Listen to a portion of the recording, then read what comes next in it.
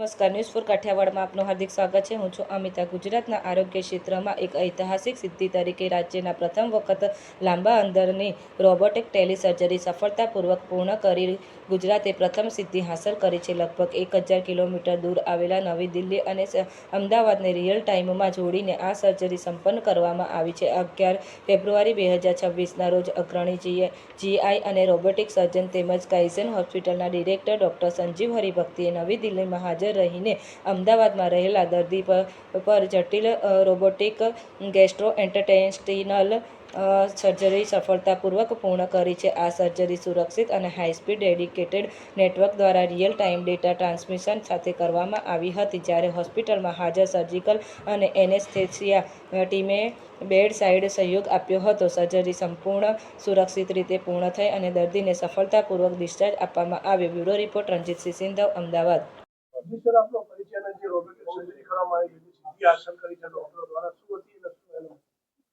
Doctor Sanjeev Haribhakti, gastroenterology robotic સર્જન, Kaizen hospital, Ahmedabad. જે એક ઐતિહાસિક સિદ્ધિ હાંસલ કરેલી છે કાઇઝન હોસ્પિટલમાં, એ કે સૌથી પહેલી વખત ગુજરાત રાજ્યમાં એક ટેલી રોબોટિક સર્જરી કરવામાં આવેલી છે કે જ્યાં એક દર્દી કાઇઝન હોસ્પિટલમાં એમને 11મી ફેબ્રુઆરીએ સર્જરી હતી. તો એ વખતે સર્જન ડોક્ટર હરિભક્તિ 1000 કિલોમીટર દૂર દિલ્હીથી એમણે આ રોબોટિક સર્જરી કરી અને ખૂબ સેફ અને સ્મૂથ પેશન્ટનું આઉટકમ આવ્યું. પેશન્ટ ડિસ્ચાર્જ બી થઈ ગયું.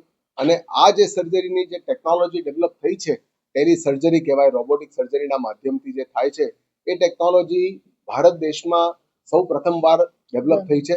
એક વર્ષમાં ભારતમાં ઘણા બધા આવા સર્જરીઝ કરવામાં આવેલા છે, લગભગ 100થી વધારે.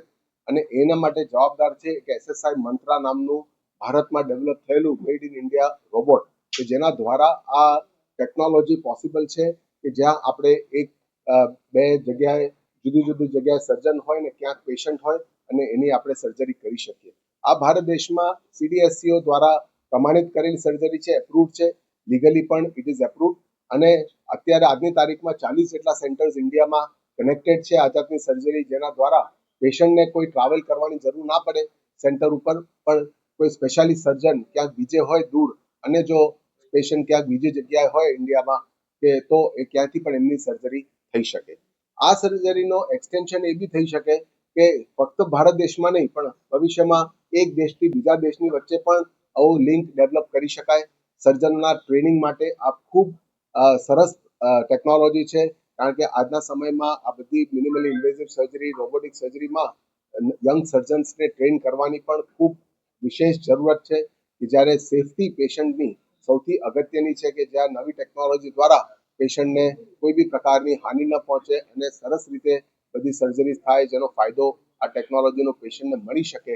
એના માટેની આ એક ઐતિહાસિક સિદ્ધિ છે.